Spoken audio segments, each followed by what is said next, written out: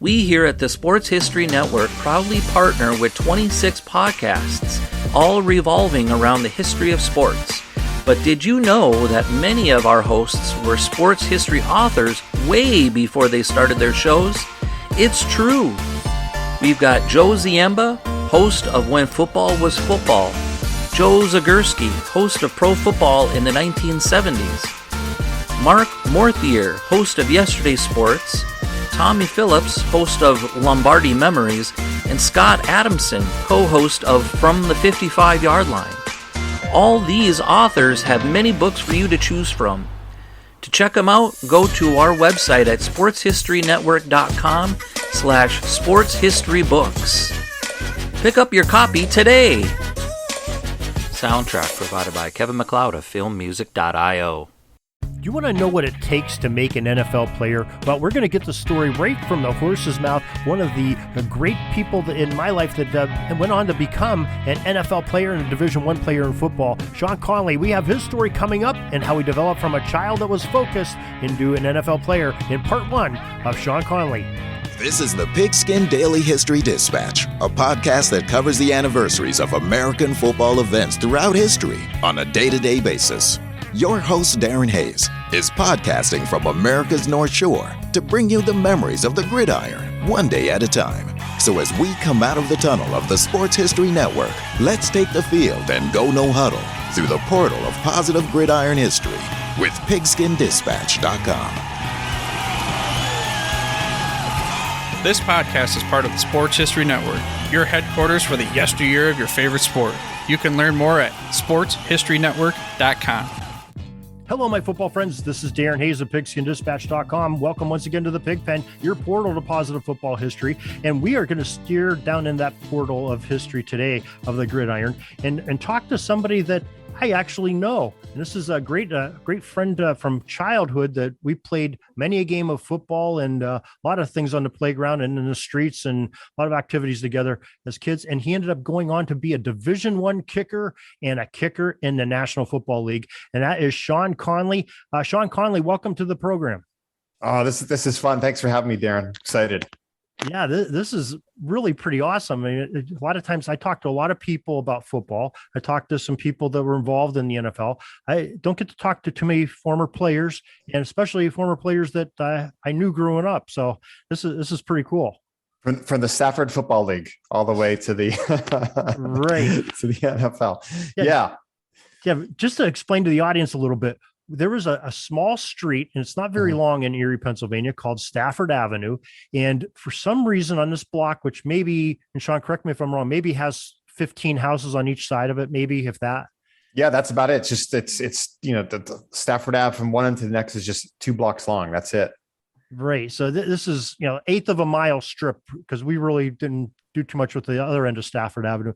But there was such a community of kids that were within our 4 or 5 years of age of each other. And it was just a tremendous time growing up. And the street maybe had one car every half hour would come down, or maybe on a busy day, So it was just a great community. And we had a lot of fun as kids getting together, the guys and the girls together. We played a lot of sports, that's for sure. Yeah. And I just made me think about like when you said like when there was a car coming, I don't know if you remember doing this, but like whoever was the quarterback, remember the one play you'd say, "Oh shit, car's coming," and the other team, the 3 guys would turn their heads, look the other way, and then you just lob over their heads for a touchdown. Right. And there was always a couple guys that fall for it every time. Right. I really think that they stole what we did and made the movie Wayne's World out of that. When they'd say "game on," they're playing hockey in the street. Remember that scene? Right. I think we started that, and Mike Myers and company wrote that in from a Stafford Avenue football league that we had. So we did some crazy things. This wasn't just like summertime and nice weather. And maybe Sean, you could speak a little bit about that, how we would play football all seasons of the year. Yeah. I tell my son about this, during the winter down here. I'm in Pittsburgh, which is nothing like growing up in Erie, but like, yeah, I just remember like it would start snowing like around Thanksgiving time, early December. And then sometimes we wouldn't see the grass until like like March, April. Remember around the time like March Madness would happen. That's when I'd like go outside and finally shoot hoops again. But yeah, we got so much snow on our street because, like you said, we got so few cars that would come down. It would get so thick that we played tackle football in the street, and then the piles, the snow piles on the side got so high that you could tackle the kids into the pile. I mean, it was legit. And then I remember sometimes we also made those hockey goals out of the 2x4s and the sheets. We'd slide them in and slide them on and off the street. Yeah, that was tremendous. In the summertime, we would have, there was a local high school not too far, Tech Memorial it was called at the time. Now it's Erie High School. There's been a couple other variations in between, but the big football field there, and on the other side of the school, a big front yard that we had, that was our playground. And that was a really fun time and great area to grow up in. Yeah, absolutely. It was the best. So, we played a lot of soccer in the summertime. We get some big pickup games. So the audience, I want you to know this a little bit about me. Part of my issues that today are because as a kid, I was peppered in the head by many years and balls by a future NFL kicker. So that explains a lot to everybody right now. Now, Sean was, I can tell you this firsthand. Sean was 3 years younger than I was, and there was a couple of the fellas in that neighborhood that were a year older than me. So they're 4 years older than Sean. And when we would pick teams to do whatever, soccer and football were our main sports that we played a lot. We would, when it was some of us older guys, the first pick you want to pick for one of the younger guys is you want Sean. He was definitely super athletic as like a third and fourth grader back then. And he would compete with us, with the bigger guys. We were taller than him, but Sean was fast. He could catch a ball. He could, had soccer moves. And when you didn't get him on your team, if you didn't have first pick, you're on the other side. You're like, oh crap, this is going to be a long day. So when 2-on-2 football, I remember we would always have to put the older guy on the team would have to cover you. And, the other young guy would have to cover the quarterback and caused all kinds of havoc. So you were a difference maker even back then in street football. Well, no, I appreciate that. I remember like my dad saying like, this is really good that you play against kids bigger than you. It's going to really help you as your athletic career goes on. I mean, my dad actually, he helped me a lot. He was an amazing athlete. He was offered a single A contract with the Pirates back in the 60s. And really? And he was all city football, basketball, track. And so, like growing up, like he was like my hero. So I always wanted to be like him. And he would tell me stories growing up. He had a very similar upbringing. He grew up down in the east side of Erie where back then, like the sport was, football and baseball. So they'd go outside and just play baseball all day, stickball, like whatever it was. And so, so I always, growing up, I always wanted to be like him. So like, I wasn't playing one sport. It was another sport. Yeah, that's amazing. I didn't realize he played baseball, and I don't remember you being baseball. I remember you were soccer in the summertime, like sort of the rest of us was. Yeah, I stunk at baseball, and I think it must have skipped generations because my son, he's my youngest of four. He's a phenomenal baseball player, but it did not work out for me. I did 1 year. They stuck me out in right field, and they did the way they did it was first three or last four, and so the worst kid on the team played right field in first three, and that was me. I was first three in right field. I'm like, you know what? Maybe I think I'll stick with soccer and football and basketball. I had a similar experience in baseball myself. For right field, they sent me out to, and that's on the team. They didn't really call it right field. They call it the daisy pickers. Okay, we're gonna put the daisy picker out there. That's right. So good times. So okay, why don't you tell myself and the audience, how did you gain an interest in kicking footballs? Because you really had a big soccer background. Your dad's big into baseball. A minor league player. That's just interesting. How would you get into kicking footballs?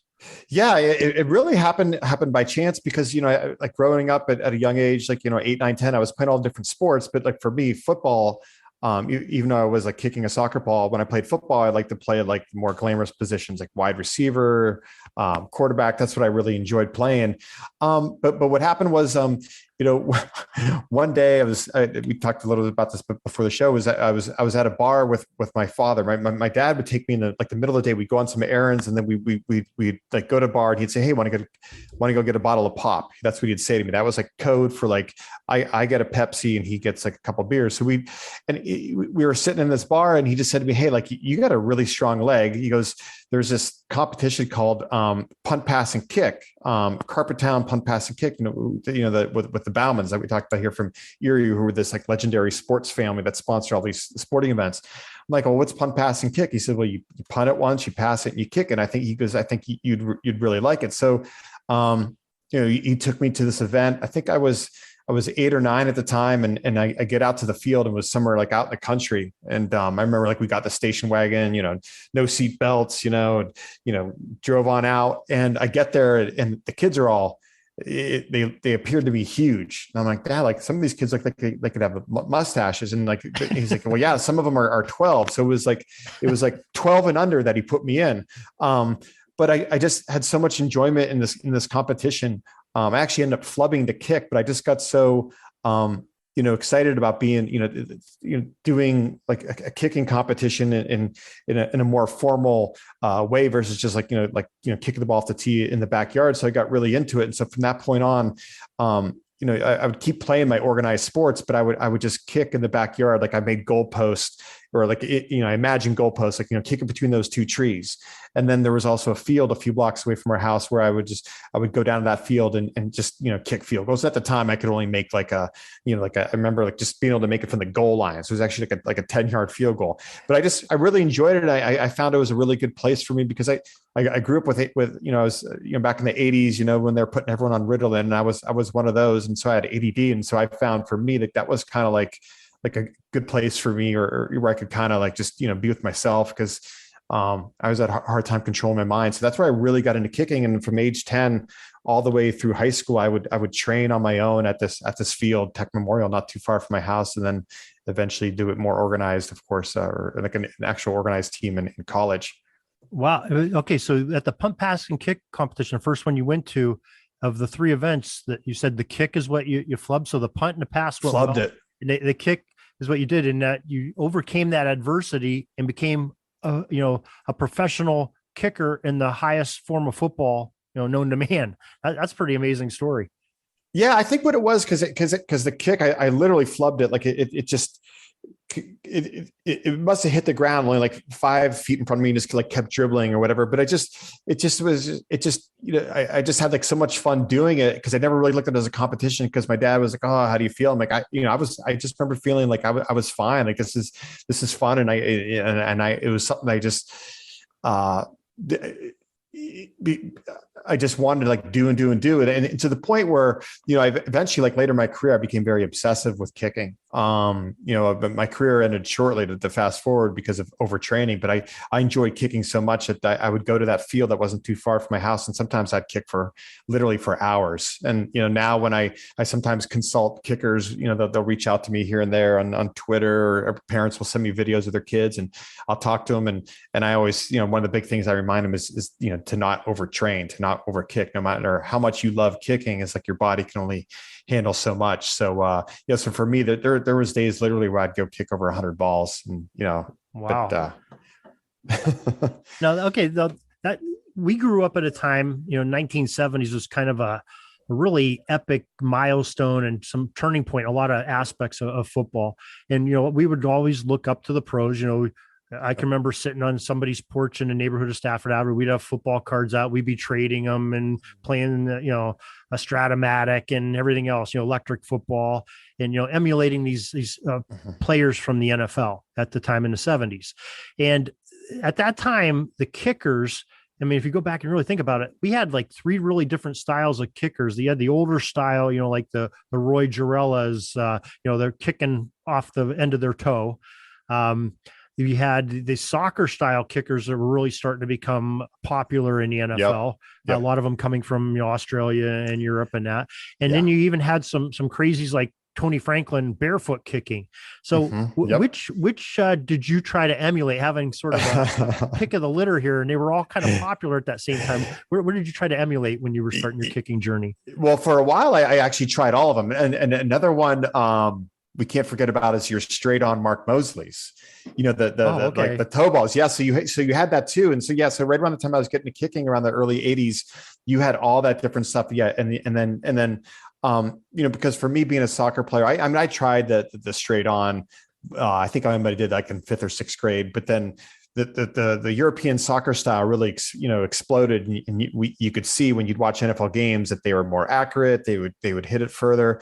So, I flirted a few times hitting barefoot, but that's never something I had any desire, especially like in Erie. It just would never be possible. So I was your standard kicker. The kicker that influenced me the most and who actually really helped formulate my plan to eventually play college football was the Bars and Morton Anderson, because like I would watch them play, and I would hear about their background, that like, oh, like he didn't even play high school, or he was just playing in the soccer league and now he's playing in the NFL. So I was thinking, I could probably do this as well. I don't need to play in high school. I can just kick. So these soccer players, because like you said, there were some more smaller soccer players, and you could see that they struggled. Like they could only kick it so far. But like Morton Anderson was someone I really tried to emulate, because he was big.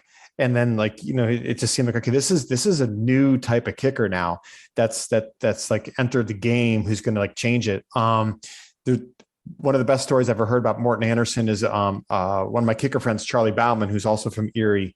One day we're talking about like we both just got cut from like NFL training camps, and we were speaking. He's like, yeah, I was playing this exhibition game against the New Orleans Saints.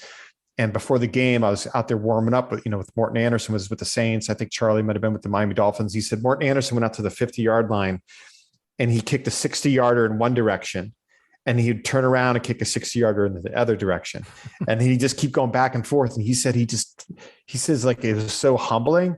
And so like Morton Anderson, I think he really changed, this whole idea, oh, the kicker's just a little guy. The kicker doesn't lift weights, and so that was the type of kicker I wanted to be, one that was like more than just a kicker, and one that was like a difference maker who could like pound it into the end zone, hit long field goals. So, okay, since you brought that up, I was going to ask that a little bit later, but so what is the routine for a kicker, at the professional level and the Division I college level? I assume they're probably pretty similar for your warm-ups before you start a game. Do you start with like something short, like an extra point kick, and then move on back to see how far you can kick into the wind and things like that? Is that Yeah. I mean, it all varies depending on the kicker, but that's pretty typical, like where you start short to build confidence and go back. And then yes, if it's outside, you want to check the wind to see if that's a factor. That's kind of, some kickers will say that the wind, they won't adjust for it all. Actually, Matt Barr, remember, used to say like, don't adjust for it all, but like, there's I think that's certainly like debatable.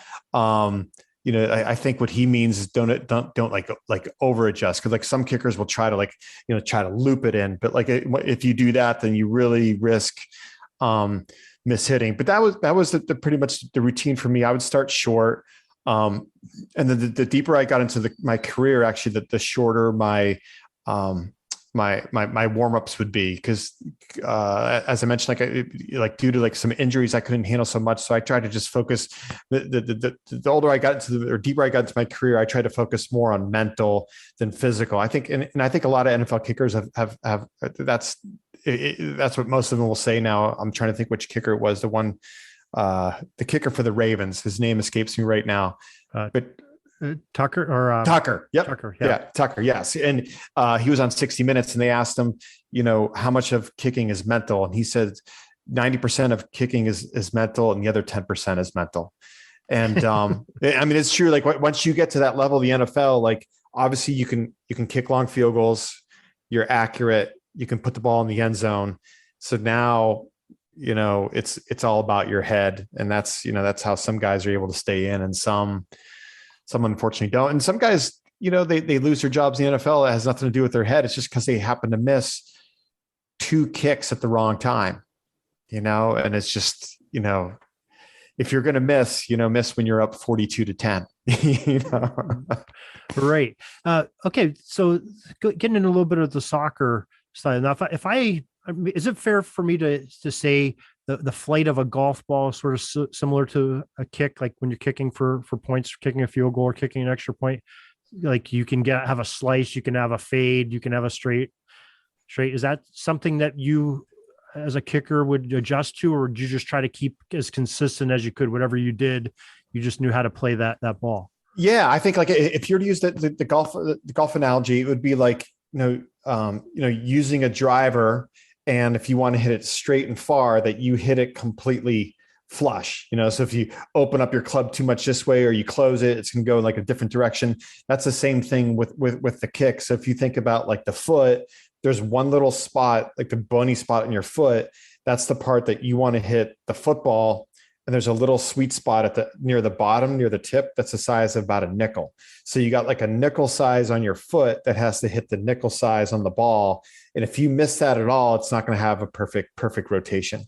So like if you're watching on TV and you see that the field goal go up and it's not that perfect rotation, that means the kicker, most likely slightly missed the sweet spot, or he might have jammed it. Maybe his plant foot. That's the other thing that has to be in sync, is like your plant foot can't land 1 inch too close, because then you'll jam the ball and won't kick it as far. Or if your plant foot goes 1 inch behind where it's supposed to be, then you're going to get under it and it's not going to go as far. So like that the plant foot, and it also has to be pointed in the right direction too. So it has to be in the right depth, has to be pointed in the direction of the goalpost. And then your kicking foot has to hit that sweet spot. So all that has to happen to have that perfect kick. Okay.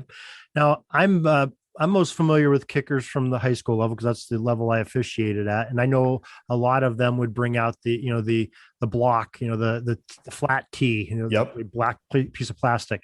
And I know NFL, I don't believe they do use that. What do you do in college? Would they use that, or are you going right off the turf? Yeah. So the block went away in 1991 or 92. I know when I played in 92 it was gone. And yeah, it got took away like the year before that, or 2 years before. It was like an inch, I think. And then gone in the early 90s.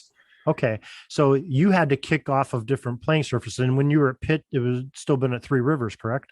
No, they used that a few years out once we tore down the stadium, but yeah, we had our own stadium back there, good old Pitt Stadium when I played. Oh, okay. So what kind of surface was that? Was that the carpet? Or? That was turf. Yep. That was probably old fashioned AstroTurf. Okay. So you had to go, at your home venue, you're kicking off the living room carpet basically. And I'm sure you had to go play on some grass fields, which, sometimes if you're a fast team, like Pitt probably was at that time, that they might grow the grass a little higher for you coming in to slow your runners down. I know that's a strategy. So what's your mentality and your thought process differently from kicking off the old AstroTurf to kicking off some grass that might be 3.5 inches high? Yeah. I mean, for me, most kickers will agree that like kicking off a turf and a dome is the easiest, because you just have these, the conditions are set perfectly for you. I feel very lucky, like, growing up in Erie where, I would kick year round. So it was quite often when I'd go to the field in the middle of the winter, and I would literally kick off the snow and the ice. And I really enjoyed that. And then even in the summer, the field that I kicked on, it was basically just dirt and rocks. So, when I got to college, and, we'd go on the road and we played like at Penn State had grass, Maryland had grass. That to me looked like amazing, looked like a golf course. So, because of all the years of kicking off, really, tough conditions up at Tech Memorial really trained me for the field. So like, I never had a problem with grass, and I actually just preferred grass. I don't know what it was. I think I'm kind of like a football traditionalist. I just loved when I always, thought of football growing up, it was ice, it was snow, it was cold, it was mud, it was rain. So I really enjoyed those conditions. I found it just like more interesting. So if we played in grass, like I remember when we actually played, University of Maryland, We were one of the top scoring teams in the country that year. I think maybe number 20 or so. We put up some points. So yeah, I remember they didn't cut the grass that week. So it was super thick, but I didn't mind it because you have to shift a little bit. The scary part, so to speak, about kicking on grass is you can't see the sweet spot because the sweet spot is now like in the grass. So that's the biggest transition for kickers going from turf to grass. Turf, you got a clear shot of getting an eyeball on the sweet spot when you're setting up the kick. But when grass, it's like, okay, I know it's there. And you're really, I mean, you're always operating on feeling as a kicker, but even more so when you kick off that grass. Okay. Very interesting.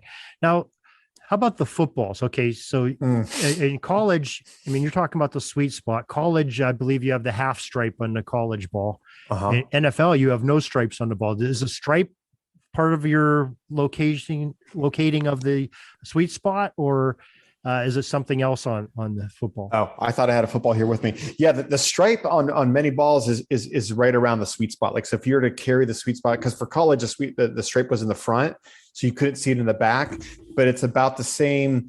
It's very close to the spot of the sweet spot, so you could. Yep. So okay, yeah, so I got this is a junior ball. I got handed up. The audience can't see this, but that's perfect. So you're usually you like laces out, right? Like Finkel. Absolutely. Okay. Laces out. So if you take that stripe, I'll show you the back side of a ball. Yep. Get it up here so you can see it. It would be like right there. Like if the stripe were to go all the way around, that would be good. That would be the most so likely. I'll give you sweet. So right about where the stripe is on the football. Yep. That would be your sweet spot. Okay. That's interesting to do. So anybody that's going to go out in the backyard this weekend and kick the football, if you want to get it, you just heard it from a professional kicker, because right about where the stripe is, that's your sweet spot. A nickel in size, right? That's what you. Yeah, that's it. Yeah, my dad. When I was a kid, he would when he'd take me in the backyard kicking, he would spit on the ball and he'd make a little mark with his spit for the sweet spot for me. Okay. Dads are always great for that. Oh, perfect. Got to use what you have around. Oh yeah, you and he taught me how to check the wind, with the grass, and pretty cool. That's pretty cool. Okay, so you didn't kick in high school. You played soccer and some other sports. They didn't have a football program at the high school you played at till a couple of years after you had left. So you go to Pitt, and what makes you think about going out for the football team? Yeah, well, my original plan after high school was I was going to walk on to a Division I program, but I think I came down to reality when my senior year. I'm thinking this is too big of a jump, so why not try to play Division III first, then go D1. So I actually first went to I didn't know any better, and I got an offer to play soccer at Grove City College. So I thought, okay, well, maybe I'll go there, but then when I get there, I'll just do football. Because this is back in the day before you got on the internet and do anything about schools. Like there was like a book, I forget the name of the book. Was it Peterson's Guide or something? You went through, and at the time, my parents said, you can go to school within 1 hour of Erie. So I just kind of looked up like Division III schools that were within an hour of Erie. There was like Teal, there was Allegheny, there was Grove City. So I didn't know anything about the schools. So like I'll go there. And the coach said, yeah, I'll let you walk on and be the kicker. I get there for the first day of practice, and the coach is like, you know what? We already have a kicker. We don't need you. So I'm like, oh, you got to be kidding me. So it actually put me into a pretty dark space because my whole plan got blown up. I actually started to drink a lot and all that other stuff. And my grades, I failed out after the first semester. I had like a 1.2 grade point average.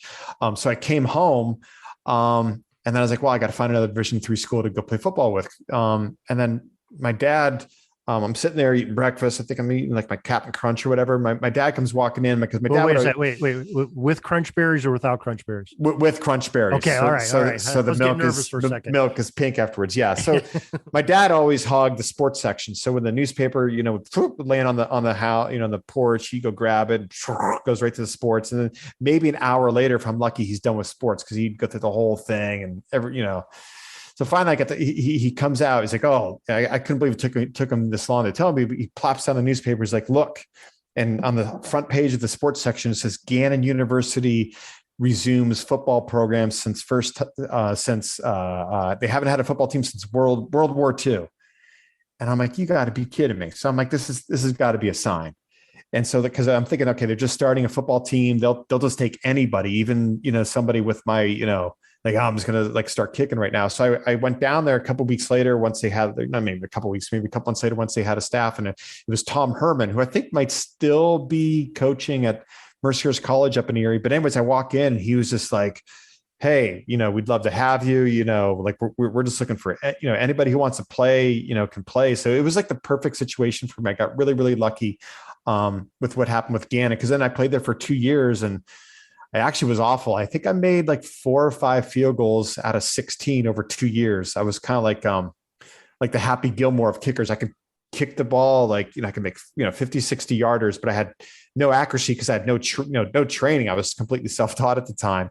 But because my leg was strong, and I still really believe like at some point I'll be able to figure out kicking straight, I would eventually go to Pitt. And that's what I did later. I walked on at Pitt and got down there. They had 4 kids on scholarship already, but the Pitt was kind of resistant at first because like, hey, there's 4 kids on scholarship. You sure you want to do this? I'm like, yeah, I got nothing to lose. And luckily, by the time I joined the team, between that and the first game, I was able to move all the way up to the starting position. Wow. Yeah. So you had this mapped out in high school that you wanted to do. Hey, not playing football and organized in high school. And you had it mapped out. Hey, I'm going to go D3 and then I'm going to walk on at Pitt at some point. And you ended up, doing that and beating out, 4 scholarship athletes that probably kicked for, 4 or 5 years in high school and grade school, wow, that is truly amazing, my friend. That's really cool. I look back, I can't believe I had it mapped out. But yeah, one day we were sitting in the lunchroom in high school, and all of our friends were talking about like where we're going to college and what we're going to do.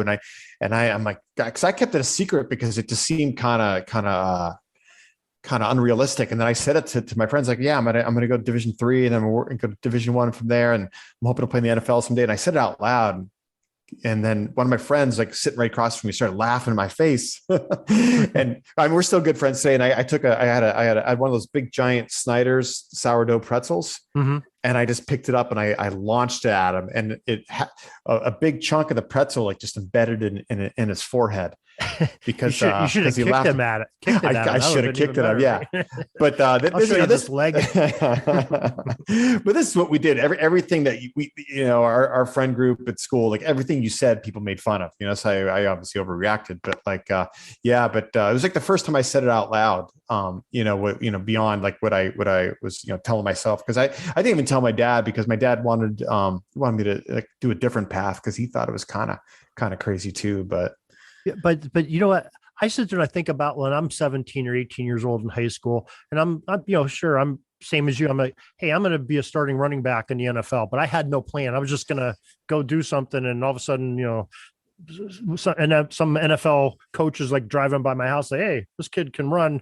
He's gonna. So we all have crazy dreams like that. You actually mapped it out and executed it, and I think that's really pretty interesting and pretty cool. And that's quite a testament to your fortitude. That's pretty great.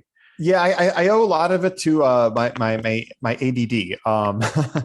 I found a lot of ways. It's like it was like my worst enemy during my career sometimes, but it also really helped me. And I think because at a young age, I just felt like I'm going to be an NFL football player. I'm going to play football. And so I just couldn't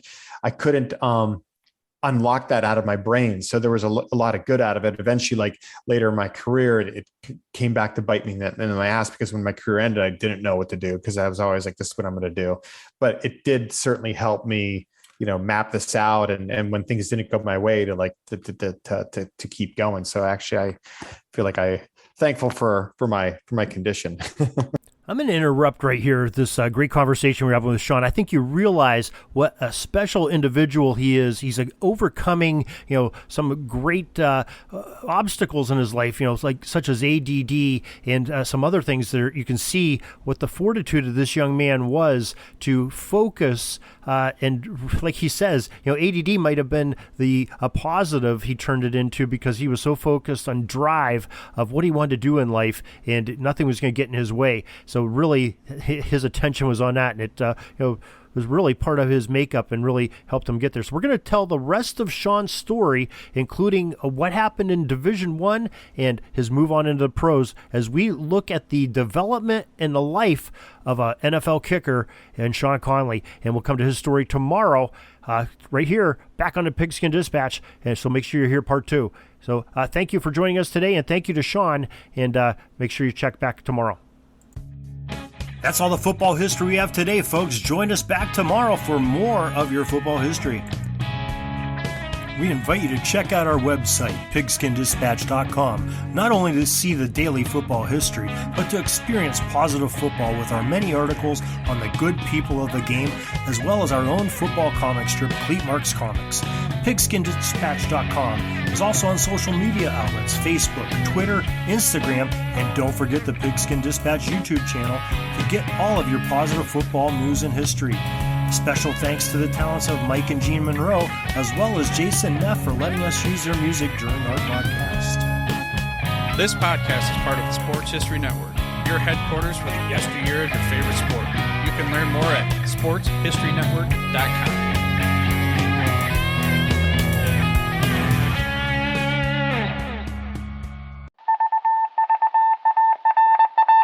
It was just another ordinary day in the offices of the Pittsburgh Guardian newspaper circa 1924. But for Marla Delft, assistant editor, everything was about to change. For she was about to discover the awesome attractiveness of Row 1 brand retro sports paraphernalia items thanks to Orville Mulligan, sports writer. And there it is. Wow, Orville, that's really the bee's knees. Isn't it just? A poster-sized replica of the actual 1909 World Series program cover. I can see that. But where did you get it? And where'd you get it framed?